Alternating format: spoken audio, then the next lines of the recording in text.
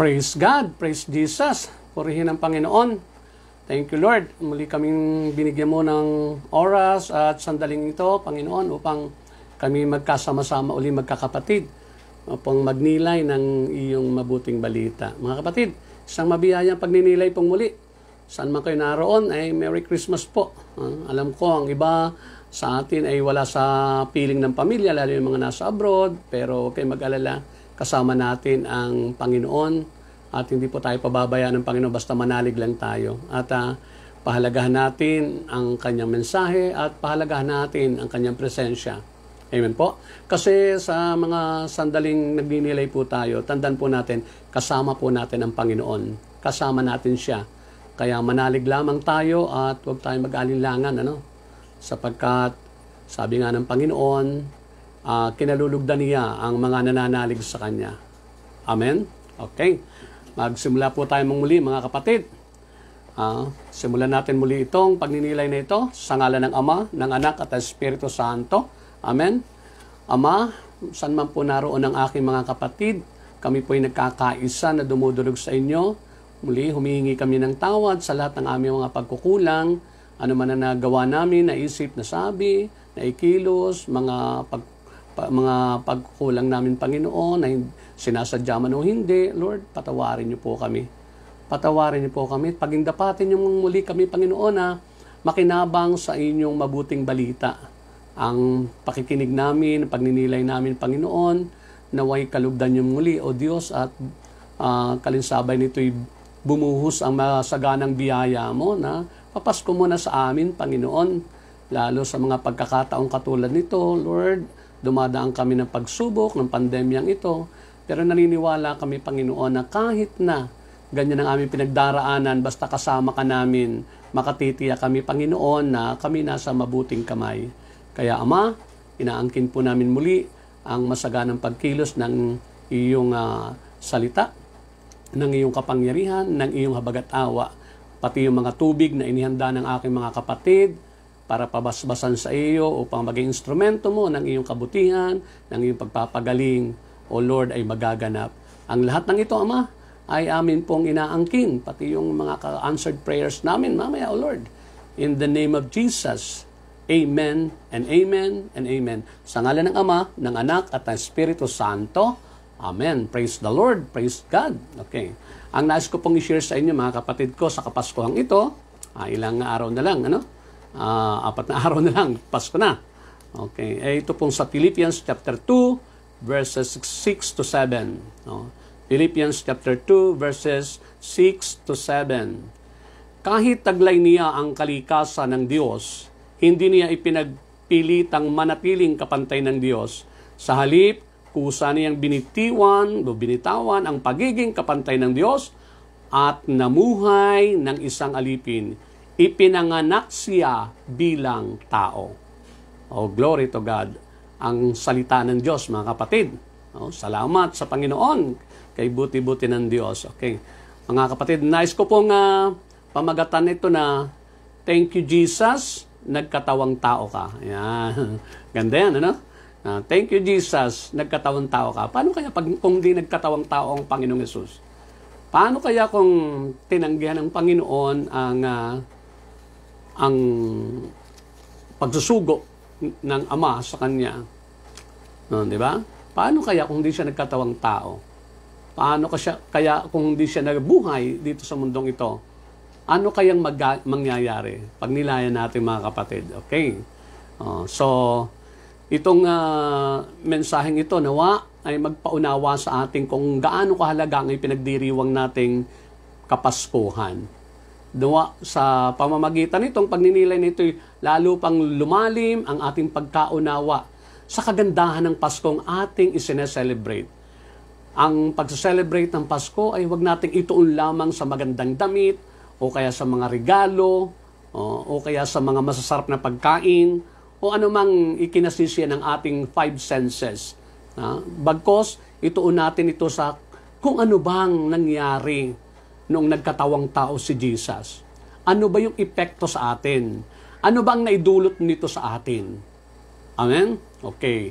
At nawa, ipaliwanag sa atin ng Holy Spirit sa kanyang kapangyarihan at sa kanyang kadakilaan ang hiwaga nito, no? Yung mga magagandang ibig sabihin nito, kapatid, yung gusto niyang iparating sa atin. Okay. Ano-ano nga ba ang mga dahilan? Bakit nagkatawang tao ang ating Panginoong Yesus? Tandaan po natin, siya po'y Diyos, pero nagkatawang tao siya for a certain purpose. Mayroon pong dahilan na malalim at hindi talaga kayang arukin ng ating isipan. Ito ang una, tingnan nyo ha. Ito ang katotohanan ha, mga kapatid. Sundan po natin. Unang-una, ito. Si Jesus na tagalangit ay bumaba sa lupa upang ang mga tagalupa, tayo, ay maging tagalangit kapag tinanggap natin si Jesus bilang Panginoon at tagapagligtas. Tingnan nyo. Pag tinanggap pala natin si Jesus bilang Panginoon at tagapagligtas, si Jesus po kasi ay tagalangit, ano? Hindi siya tagalupa. Siya'y bumaba sa lupa, naging tagalupa, naging kasama natin, mga kapatid, dahil sa ang nais niya ay yung mga tagalupa ay maging tagalangit. Tayo yung mga tagalupa. Amen. Tingnan niyo, sabi dito, sa John chapter 6, verse 38, pakinggan niyo mabuti, ako'y bumaba mula sa langit. Ako'y bumaba mula sa langit. So, tagalangit siya. Hindi upang gawin ang sarili kong kalooban, kundi ang kalooban niya na nagsugo sa akin. Tingnan nyo. Siya'y bumaba sa lupa, siya'y tagalangit. Sabi sa John chapter 14, verse 2, pakinggan nyo mabuti ha. Sa bahay ng aking ama ay maraming silid. Kung hindi ito totoo, sasabihin ko ba sa inyong pupunta ako roon upang ipaghanda kayo ng inyong matitirhan. Sa makatuwid, mga kapatid ko sa Panginoon, nung bumaba siya sa lupa, yung lahat, itong John chapter 14 verse 2 kasi, ang kausap niya dito yung mga sumampalataya na sa kanya, yung kanyang mga alagad. Di ba? Ang sabi ko, di ba yung ating binasa, yung ating sinabi kanina, si Jesus na tagalangit ay bumaba sa lupa upang ang mga tagalupa ay maging tagalangit kapag, tandaan natin, kapag tinanggap natin siya, si Jesus, bilang Panginoon tagapagligtas. Ito pong kausap ni Jesus ay ang mga unang alagad. Ang sabi niya nung papaalis na siya, sa bahay ng aking ama ay maraming silid. Kung hindi ito totoo, sasabihin ko ba sa inyo, pupunta ako roon upang ipaghanda ko kayo ng inyong matitirhan. Ito po sa langit.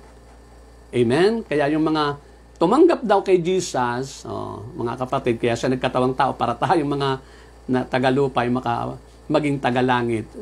Basta tayo nanalig, tinanggap natin siya bilang Panginoon, tagapagligtas, tandaan po natin, mayroon tayong tahanan sa langit. Amen? Ang mahalaga, mga kapatid, ay naunawa natin kung anong ibig sabihin ng pagtanggap sa Kanya bilang Panginoon at tagapagligtas. Dapat malalim at alam natin kung anong ibig sabihin nito. Sapagkat ito po yung ito yung link. Ito yung link natin, mga kapatid, na para tayo ay maging qualified sa buhay na walang hanggan o doon sa buhay sa langit o yung pagiging tagalangit, ang kailangan po natin ay tanggapin siya bilang Panginoon at tagapagligtas. Amen. Pangalawa, tingnan nyo ha, si Jesus na anak ng Diyos, siya po yung anak ng Diyos, bugtong na anak o kaisa-isang anak. Si Jesus na kaisa-isang anak ng Diyos ay naging anak ng tao. Ni Mama Mary at ni Saint Joseph upang ang mga anak ng tao ay maging mga anak ng Diyos. Tayo yung mga anak ng tao. Kapag tinanggap natin si Jesus bilang Panginoon tagapagligtas. Tingnan nyo. Si Jesus ang kaisa-isang anak ng Diyos. Pero siya po ay nagkatawang tao, naging anak ng tao. Upang yung mga anak daw ng tao, tayo, ay maging anak ng Diyos. Kapag tayo nanalig sa Kanya, tinanggap natin siya bilang Panginoon tagapagligtas, kahit hindi tayo lehitimong anak ng Diyos, magiging anak tayo ng Diyos dahil kay Jesus. Sabi sa John chapter 1 verse 12, tingnan. Subalit ang lahat ng tumanggap at sumampalataya sa Kanya ay binigyan niya ng karapatang maging mga anak ng Diyos. Wow! Tingnan nyo, maliwanag na maliwanag, Basta tinanggap natin siya bilang Panginoon tagapagligtas. Tandaan po natin, mga kapatid, ang kapalit niyan, magiging anak tayo ng Diyos.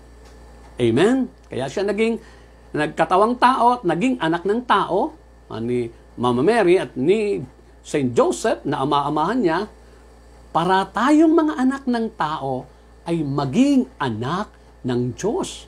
Praise God! Amen? Ang ganda talaga ng diwa ng Pasko, no? Ang lalim talaga ng ibig sabihin ng pagkakatawang tao ni Jesus na isinilang 2,000 years ago sa isang sabsaban. Amen. Sabi sa Galatians chapter 3, verse 26, sabi dito, dahil sa inyong pakikipag-isa kay Kristo Jesus, kayong lahat ay mga anak ng Diyos sa pamamagitan ng pananampalataya. Ayo? Sinabi, kinonfirm na naman. Napakahalaga yung sa pamamagitan ng pananampalataya. Itong pananampalataya, yung pagtanggap kay Jesus. Yung tinatanggap mo, sinasampalatayanan mo siya na siya ang iyong Panginoon at iyong tagapagligtas. Kapag tinanggap natin siya bilang Panginoon sa ating buhay at bilang tagapagligtas, tandaan po natin, ang gagawin ng Panginoon, gagawin tayong mga anak ng Diyos. Alam niyo naman, kapag anak ng Diyos, ibang usapan yan. Hindi ka na ordinary. Hindi ka na ordinary. Maaaring walang nagbago sa iyong bahay, walang nagbago sa iyong pinag-aralan, di ba? So, sa iyong social status, walang nangyari. Kahit sa financial mo, maaaring walang nangyari. But, spiritually, in the eyes of God, malaking change, malaking pagbabago. Hindi ka na basta anak ng tao, kundi magiging anak ka ng Diyos dahil kay Kristo na tinanggap natin bilang Panginoon at tagapagligtas. Amen? Kaya ibukas po natin ang ating puso. Sabi nga ng Panginoon, ako'y kumakatok Ako'y kumakatok sa inyong puso, sa inyong pintuan. Kung ako'y papapasukin nyo, yan ang ibig sabihin noon, yung kapag tatanggapin mo siya, pinapapasok mo siya sa kaloob-looban ng iyong puso. Hindi yung basta labang tayo nagsa-celebrate ng Pasko, hindi natin nauunawaan kung ano ang napakalaking nangyari nung nagkatawang tao si Jesus. Okay. Pangatlo, ito. Si Jesus na immortal. Tanda natin, immortal. Anong ibig sabihin ng immortal? Walang kamatayan. Si Jesus na immortal ay naging mortal. Naging mortal. Namatay nga sa krus ng Kalbaryo. Tama? Nung siya nagkatawang tao, siya bandang huli, siya ay pinatay, ipinako sa krus. Di ba? Namatay at pinako sa krus at namatay. Mga kapatid. So, naging mortal. Upang ang mga mortal, tayo ang mga mortal, may kamatayan, ay maging immortal kapag tinanggap natin si Jesus bilang Panginoon tagapagligtas. Tingnan nyo, ang ganda, no?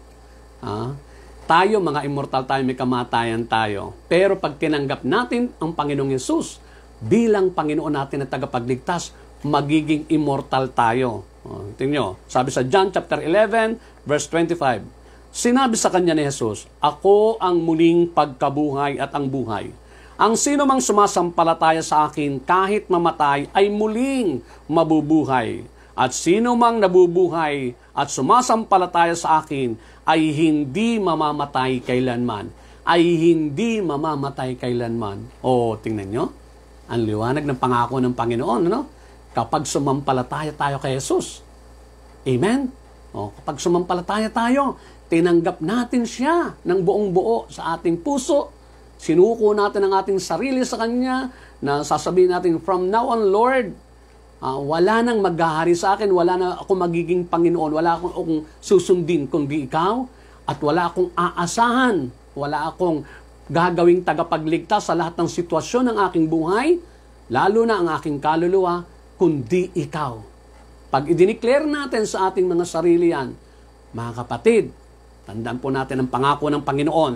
Uulitin ko sa inyo, ako, sabi ni Jesus, ako ang muling pagkabuhay at ang buhay. Ang sino mang sumampalataya sa akin, kahit mamatay, ay muling mabubuhay. At sino mang nabubuhay at sumasampalataya sa akin, ay hindi mamamatay kailanman. Wow! Hallelujah! Praise the Lord. Kala ko sa ano lang yan, sa mga movie lang, yung mga fantasy movie ang may ganito. Ito pala, realidad pala ito. Totoong magaganap sa mga tumanggap kay Jesus ng lubos bilang Panginoon at tagapagligtas. Iniwan niya yung kanyang dating pagkatao. Tinanggap niya si Jesus. Namuhay ng may buong pagsunod sa Panginoong Jesus. Amen? Sabi sa John chapter 3, verse 16, sapagkat gayon na lamang ang pag-ibig ng Diyos sa sangkatauhan, kaya't ibinigay niya ang kanyang kaisa-isang anak upang ang sino mang sumampalataya sa kanya ay hindi mapahamak, kundi magkaroon ng buhay na walang hanggan. Buhay na walang katapusan. Immortal. Amen? Klaro po ba sa atin yon?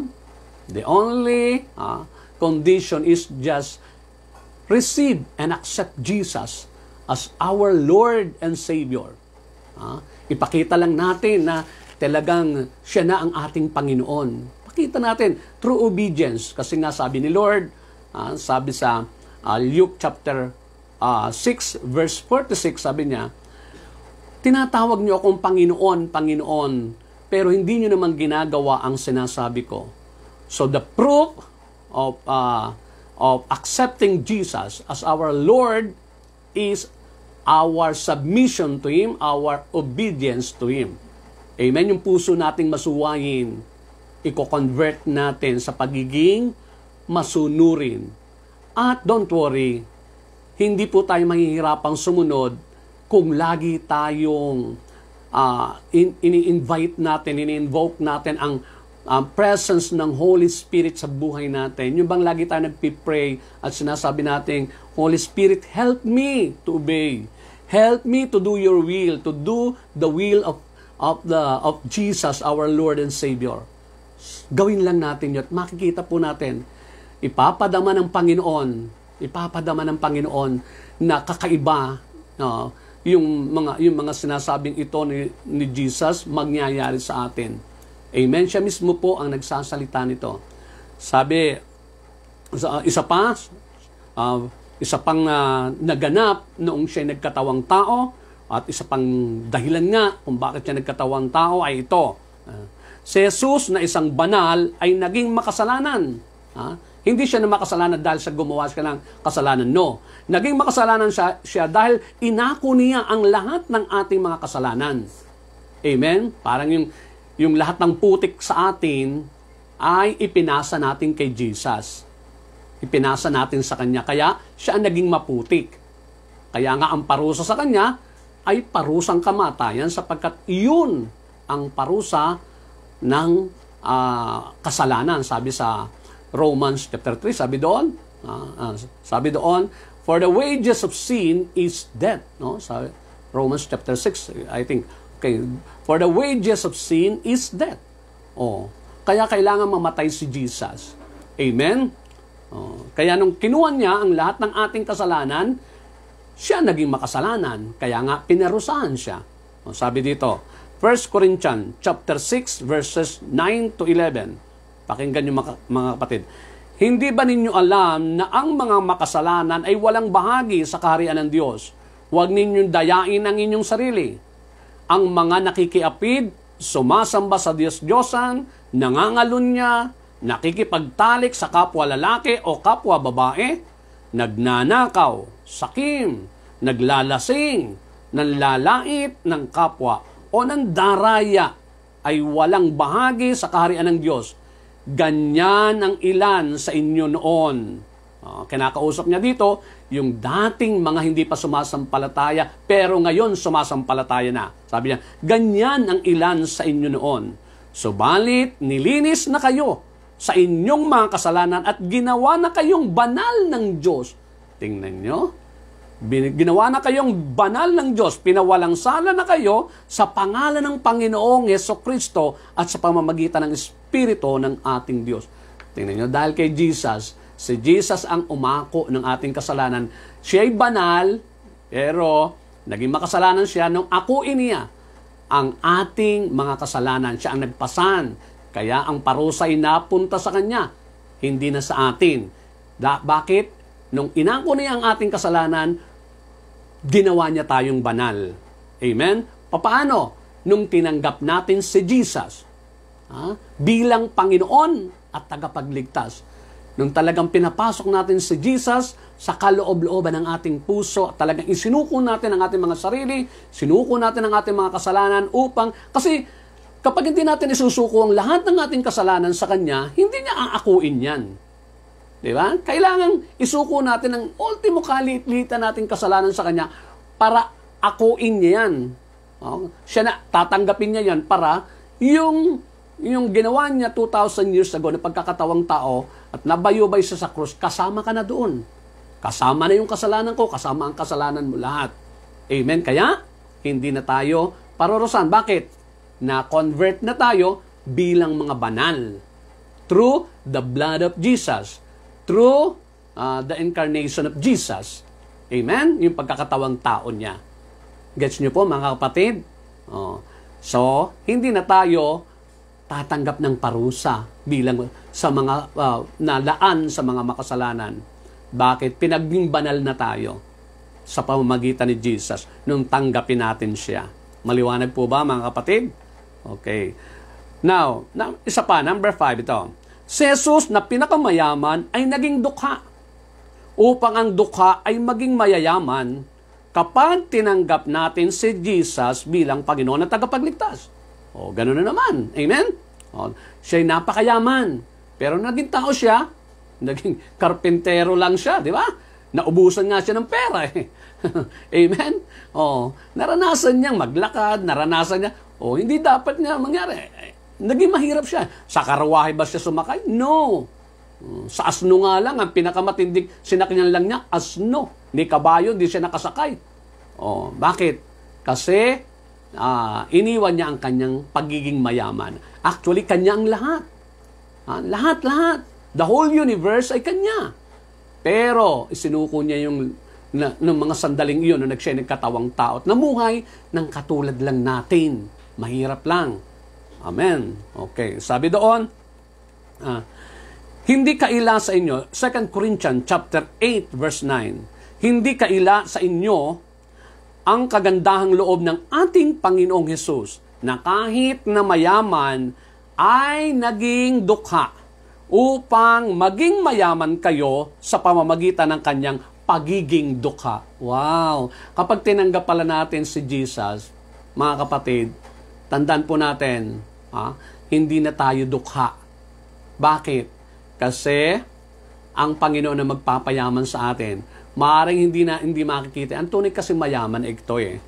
Ang tunay na mayaman yung may sapat kang supply ng pangangailangan mo araw-araw, hindi ka nangungutang, at mayroon kang kapayapaan. Yun ang tunay na mayaman. Pero yung mayaman kang dami mong iniisip at dami mong kinatatakutan, hindi ka totoong, hindi ka truly rich. Yun ang tawag doon. Hindi ka talagang mayaman. Amen? Ang totoong mayaman ay si Jesus.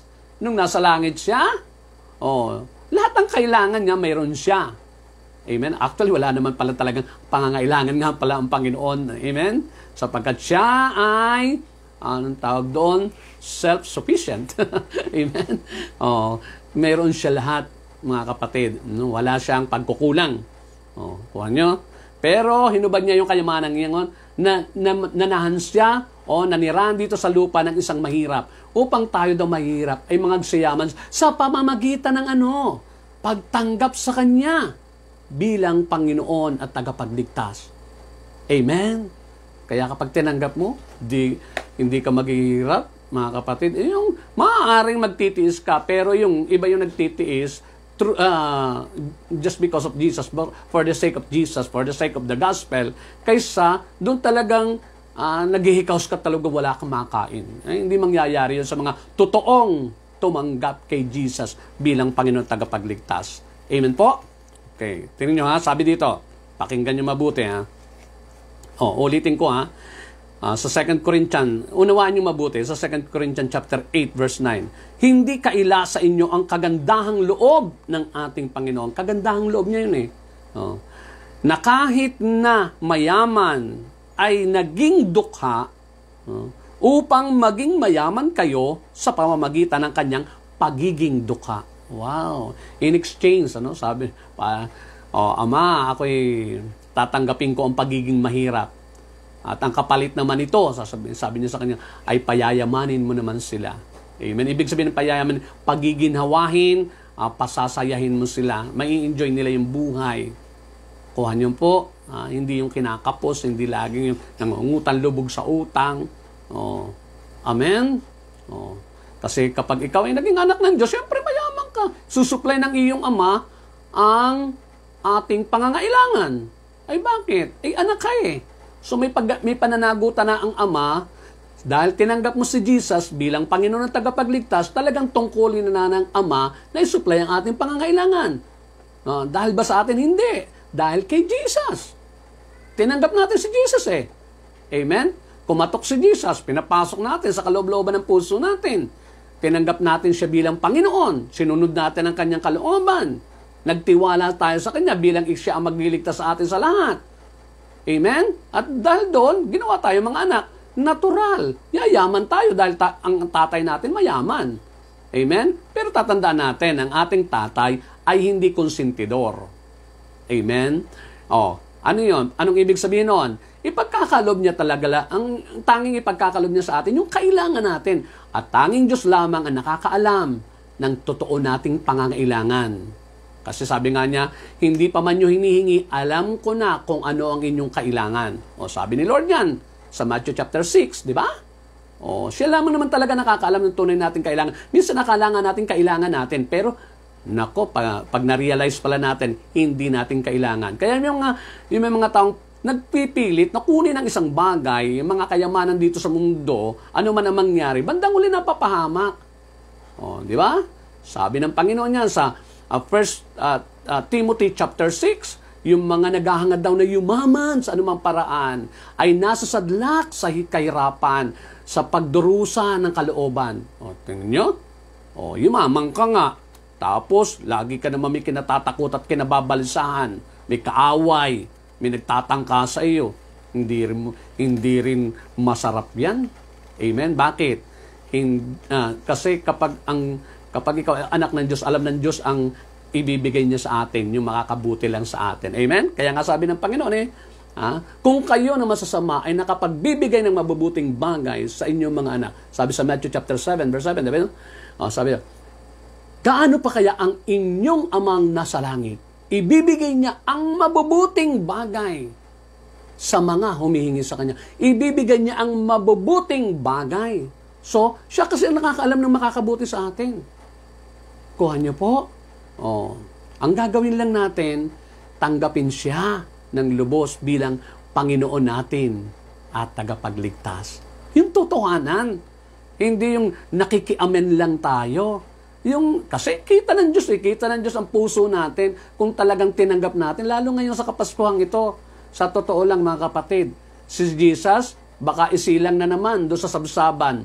Pero ang gusto ng Panginoon, katulad ng sinabi natin doon sa isang mensahe, last time, dapat naman ngayon, isilang ang ating Panginoon sa ating mga puso. Doon silang at doon na rin lumaki. Doon mamalagi. Yun ang maging tahanan niya, ang ating puso. At makatitiyak tayo, pag tinanggap natin siya ng lubos-lubos sa ating buhay, di po tayo maghihirap. Amen? Okay. At ito, pang-anim. Pang-anim. Si Jesus nakasama ng Ama. Kasama lagi ng Ama ito sa simula't-simula pa. Sabi doon, si Jesus nakasama ng Ama ay nalayo sa Ama upang ang lahat ng nalayo sa Ama ay malapit sa Kanya kapag tinanggap nila si Jesus bilang Panginoon tagapagligtas. Di ba iniwan niya ang langit, ang tahanan ng Kanyang Ama? Amen? Iniwan niya ang Kanyang Ama. Nalayo siya. Nagkatawang tao kasi. Amen? Bumaba sa lupa. Bakit? Para yung lahat ng nalayo ay mailapit ng Panginoon sa ating Ama. Amen? Sabi na pa, John 1:1, tingnan nyo, ang patunay na ang Panginoon ay nalayo, dating kasama, tapos nalayo. Sabi, sa John 1:1, nang pasimula pa'y naroon na ang salita. Si Jesus yung sinasabi dito, tinutukoy.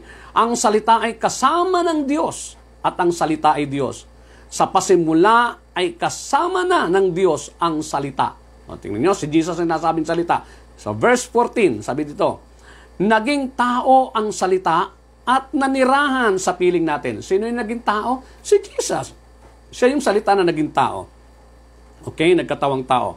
Nakita namin ang kaluwalhatiang tunay na kanya bilang kaisa-isang anak ng Ama. O si Jesus yan. Siya ay puspos ng kagandahang loob at ng katotohanan. So, yun ang dating kalalagayan ni Jesus. Kapiling, kasama, kaisa ng Ama. Ngunit nung nagkatawang tao siya, nalayo siya sa Ama. Amen. Pero sabi sa Colossians chapter 1, verse 21 to 22, dati kayo'y malayo. O, tayo yon tinutukoy. Dati kayo'y malayo sa Diyos at naging kaaway niya dahil sa inyong paggawa at pag-iisip ng masama. Pag-iisip ng masama. Ngunit naging tao ang anak ng Diyos at sa pamamagitan ng kanyang pagkamatay ay ipinagkasundo kayo, sabi doon, ipinagkasundo kayo sa Diyos. Nang sa gayon ay maiharap niya kayong banal, walang kapintasan at walang dungis. Tingnan nyo, nung nagkatawang tao siya, maliwanag na sinabi ng Panginoon, nung siya nagkatawang tao sa pamagitan ng ating pananampalataya kay Jesus, nung tinanggap natin siya bilang Panginoon tagapagligtas, dear brothers and sisters, ay, tingnan nyo, sabi doon, nailapit na tayo. Nailapit tayo. Amen? Bakit? Kasi nga ang nagpapalayo sa atin sa Diyos ay ang ating kasalanan. Sabi sa Isaiah chapter 59 verse 2, ang kasalanan daw natin ang naglalayo sa atin sa Diyos. Amen? Kaya si Eva at si Adan nung nagkasala, dati kapiling nila ang Panginoon kausap doon sa halamanan ng Eden, sa Garden of Eden, mga kapatid. Pero nung nagkasala sila, nawalay na sila sa Diyos, nalayo na sila. Amen? Pero nung dumating si Jesus at nagkatawang tao, nailapit tayo nung tayo nanalig sa Kanya. Dahil sa Kanyang kamatayan sa krus, binayaran niya ang ating mga kasalanan. Amen? At ang tanging kondisyon ay tanggapin siya bilang Panginoon tagapagligtas. And there you are. Ilalapit Kanya sa ating Ama. Siya ang tulay. Amen? Kaya nga sabi sa John chapter 14, verse 6, sabi doon, I am the way, the truth, and the life. No one comes to the Father except through me. Siya yung ating tulay sa Panginoon. Siya yung connector natin. Amen? Siya nagko-connect sa atin ngayon.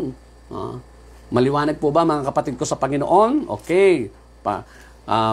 Anuhin natin mabuti ito? Unawain natin mabuti. And number 7, si Jesus na walang sugat ay nagkasugat. Ay, Diyos yun eh. Walang sugat yun nung nasa langit pa. Amen? Si Jesus na walang sugat ay nagkasugat upang ang mga may sugat o may sakit ay mangagsigaling kapag tinanggap nila si Jesus bilang Panginoon at tagapagligtas. Tingnan nyo, ang ganda. Sabi sa Isaiah chapter 53, verse 5, ngunit dahil sa ating mga kasalanan, kaya siya nasugatan. Siya ay binugbog dahil sa ating mga kasamaan. Tayo ay gumaling dahil sa pahirap na dinanas niya at sa mga hampas na kanyang tinanggap. Tingnan nyo. Dahil sa kanyang mga hampas, sa kanyang mga latay, sa kanyang mga sugat, tayo daw pinagaling. At ito kinonfirm sa 1 Peter chapter 2, verse 24. Sa pamamagitan ng kanyang mga sugat, kayo'y pinagaling. Kaya pala, kapag tayo pala'y nanalig sa Panginoong Yesus, mga kapatid, o yung mga tubig nyo dyan, o kaya naman ay yung ating panalangin para sa mga may sakit, tandaan po natin, kapag tayo nanalig, kayong mga may karamdaman, pagagalingin ng Panginoon. Dahil sa pagkakatawang tao ni Jesus, wala siyang sugat, pero nagkasugat siya nung siya ay pahirapan sa bundok ng Kalbaryo at doon sa krus na pinagpakuan sa kanya. Amen? Kaya ang sugat niya mula ulo hanggang talampakan. Tapos sinaksak pa siya sa tagiliran, so pumasok pa sa loob. Nagkadugo siya sa loob. Nagkasugat siya sa loob. Amen? Bakit? Para saan ka man magkaroon ng karamdaman, sabi ng Panginoon, pinagaling ka dahil sa kanyang mga sugat. Kapag tayo nanalig, pagagalingin tayo, anuman ang sugat natin, anuman ang karamdaman natin mula ulo hanggang talampakan. Amen? Sapagkat nagkasugat siya, nagkaroon siya ng sakit o karamdaman o dinamdam niya, may sugat. Amen? Mula ulo hanggang talampakan. Di ba nilagyan siya ng koronang tinik? Amen? Maliwanag po. So, yun po yun. Pangwalo, ito. Tingnan nyo? Ang ganda talaga ng nangyaring yun, ang epekto ng nangyaring yun nung nagkatawang tao si Jesus. Kaya napakaganda talaga ng title natin at Thank you Lord, nagkatawang tao ka. No? Dahil nung nagkatawang tao ka, ang daming nangyari sa aming mga tao. Amen? Number 8, si Jesus na unlimited. Unlimited. Unli siya dati. Wala siyang, unli nga, walang limitasyon. Ay naging limited. Naging limited na siya. Nawala yung limitasyon. Nawala yung unlimited niya. Upang ang mga limited, tayo yon, limitado, ay maging unlimited kapag tinanggap nila natin si Jesus bilang Panginoon tagapagligtas. Amen? Kaya nga sabi ng Panginoon ninyo, sa Luke chapter 9 verse 58, pinatunayan ditong limited siya. Sabi ni Jesus, tingnan nyo ang kakapusan niya. Dati mayaman siya, kanya lahat, walang limitasyon, ano man magawa, ano man maibigan niya, nangyayari. Pero this time, tingnan nyo, sumagot si Jesus, may lungga ang asong gubat at may pugad ang mga ibon. Ngunit ang anak ng tao, sabi ni siya diyon, ang tinutukoy niya sarili niya, ay wala man lamang mapagpahingahan. Tingnan nyo, yung pagod na pagod siya, wala siyang mapagpahingahan. Minsan sa bundok lang siya nagpapahinga. Amen, sa bangka. Kuha nyo?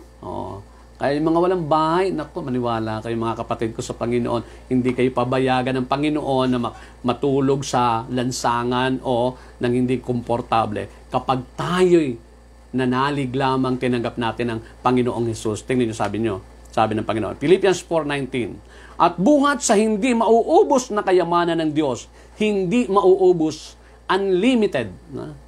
Ibibigay niya ang lahat ng inyong kailangan sa pamamagitan ni Kristo Jesus. Tingnan nyo?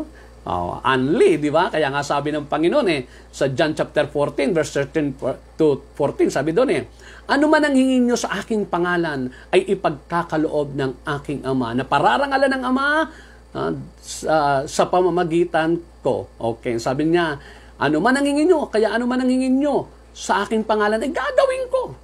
Di ba? Tingnan nyo, nagiging unli because of Jesus. Amen? Praise the Lord. Kaya, hingi tayo ng pamasko ngayon, mga kapatid. Manalig tayo. Nothing is impossible with God. Amen po. Tayo lalapit sa Kanya at ngayon pa lamang, ilang days lang, humingi na tayo ng pamasko. Huwag kayong mabalisa. Ano man pinagdadaanan ninyo, mga kapatid ko sa Panginoon, tandaan po natin, si Jesus ay nagkatawang tao para sa ating lahat. Hindi siya nagkatawang tao para sa mga ibon, para sa mga isda, para sa mga hayop, o kung kanino pa man, kundi para sa tao lamang. Tayo ang pinag-alayan niya. Tayo ang dahilan kung bakit siya nagkatawang tao. Amen? At binanggit ko po sa inyo, para tayo maging anak, para tayo ay tayo maging banal, tayo maging kalugod-lugod sa Panginoon. Amen? Para tayo mailapit niya sa Kanyang Ama. Ang tanging gagawin lang natin, mga kapatid, iwan na natin luma natin buhay. Kasi ang totoong tumanggap kay Jesus, iniiwan yung luma niyang buhay. Hindi po pwedeng, yung dati ka pa rin materialistic, dati ka pa rin, ibig sabihin, ang nagpapasaya sa iyo pera, nagpapasaya sa iyo mga kabarkada mo, inuman, iniiwan yan. Ang totoong tumanggap kay Jesus, nawawala ang bisyo. Totoo yun. Hindi po pwedeng tinanggap mo si Jesus na nananatilis ka sa bisyo, sa mga kalayawan. Hindi po pwede yun. Kasi hindi naman ganyan ang tinuro ng Panginoon may ngangatuwiran pa tayo. Hindi tayo pagpapalain ng Panginoon dyan. Sumunod lang tayo at mamuhay tayo ng isang buhay na malinis, isang buhay na talagang naroon ang kabanalan, naroon yung pagpapakita na talagang tinanggap natin sa kaloob-looban natin ang ating Panginoon at yan ang nagiging mahalaga sa ating buhay. Bakit? Siya na ang ating Panginoon siya na ang ating tagapagligtas. Hindi na tayo natatakot, hindi na tayo nababalisa. Bakit? May tinanggap tayong tagapagligtas. Siya ang bahala do sa ating mga pangangailangan. Bakit? Sabi nga ng Panginoon, kung ang aking anak ay naipagkaloob ko sa inyo, ano pa ba naman ipagkakait ko sa inyo? Di ba sabi niya sa Romans chapter 8 verse 32? Because of Jesus. Amen? Siya na ang gumawa ng lahat. Okay, sa mga sandaling tayo, ito, lalapit tayo sa Panginoon. Hallelujah, Lord. Malapit na po ang birthday mo. Isa-celebrate na naman ang buong mundo. Lahat ng kakristyanuhan. Dalangin po namin, Panginoon, na sa Kapaskuhang ito, Lord, ano man po ang naging pagkukulang namin, pagkakamali, kasalanan, Lord, tulungan niyo po kami. Maiwan na ito. Patawarin niyo po kami, Panginoon. Patawarin niyo po kami at linisin kaming ganap katulad ng aming narinig. Dahil kay Jesus, pababanalin mo kami at gagawin mo kaming mga anak mo. Dahil kay Jesus, dahil sa kanyang ginawa ang kanyang pagkakatawang tao. Panginoong Jesus, marami pong salamat at nagkatawang tao po kayo. Marami pong salamat at nagtiis kayo ng pagiging mahirap para kami guminhawa. Kaya totoo pala yung sinabi mo, Lord, lumapit kami sa iyo, kaming lahat na napapagod, nahihirapan, nabibigatan sa aming mga pasanin at bibigyan mo kami ng kapahingahan. Sa mga sandaling ito, Panginoon, Lord, pinapaniwalaan po namin ito. Panginoong Jesus, narito po kaming lahat. Binubukas po namin ang aming puso sa iyo, ang aming kaloob-looban, Panginoon, ang aming kaluluwa. Tinatanggap ka namin, inaanyayahan ka namin, tinatanggap ka namin ng lubos-lubos ang aming puso bilang Panginoon at tagapagligtas. Sinusuko po namin ang aming sarili sa iyo, lahat ng aming kasalanan, lahat ng aming magkukulang. Patawarin niyo po kami. Ano man itong naging laman ng aming puso, galit, hinanakit, puot, inggit, di pagpapatawad sa mga oras na ito, Panginoon. Ano man ito, pride man ito, Lord, sinusuko namin sa iyo at tinatanggap namin ang panibagong buhay na kaloob mo bilang pagpapatunay, Panginoon, na ikaw na ang aming Panginoon, ikaw na ang aming susundin, ikaw na ang maghahari sa amin. Kaya naman, Holy Spirit, tulungan mo po kami. Tulungan mo po kami na magawa nga namin ang kalooban ng Panginoong Hesus. Maging sunod-sunuran kami upang sa gayon maging ganap ang aming pagiging anak ng Diyos. Dahil kay Hesus, tanggapin kami ng Ama bilang mga anak dahil kay Hesus.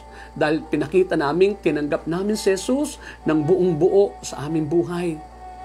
Panginoon, alisin mo rin po ang takot sa amin. Tulungan mo kaming magtiwala ng lubusan sapagkat meron na kaming tinanggap na tagapagligtas na siyang magliligtas sa amin dito sa karamdamang ito, dito sa pinagdaraanan namin ito.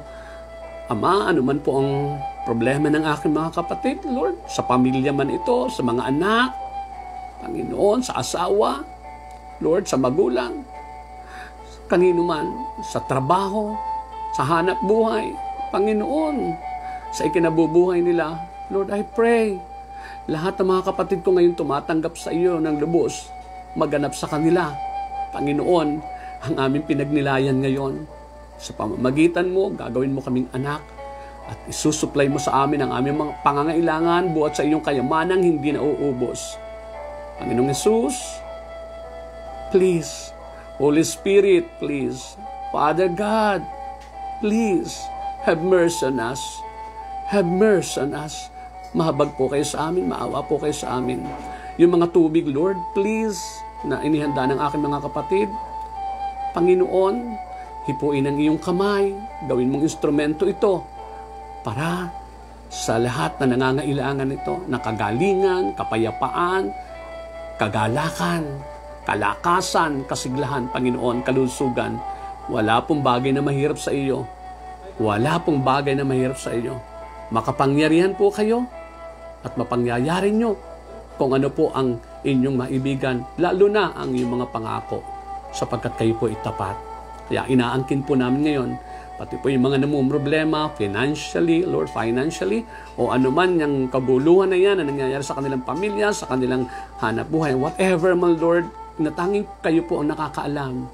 Ama, sa ngalan po ng iyong anak na Jesus, inaangkin po namin hindi mo kami matitiis, hindi mo kami pababayaan. Kikilos ang iyong biyaya, ang iyong habag at awa para sa bawat kapatid kong tumanggap ngayon sa iyong anak na Jesus bilang Panginoon at tagapagligtas.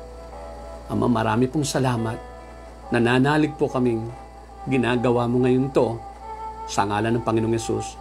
Mga kapatid, wag na po kayong mag-alala, wag na po kayong mangamba, panatag niyo po ang inyong kalooban. Father God, thank you. Salamat ng marami. Pinupuri ka namin, sinasambat niluluwalhati. Thank you, Lord. Salamat po kay buti-buti mo sa buhay namin. Salamat po sa pangunawa mo. Salamat po sa pagpapatawad mo.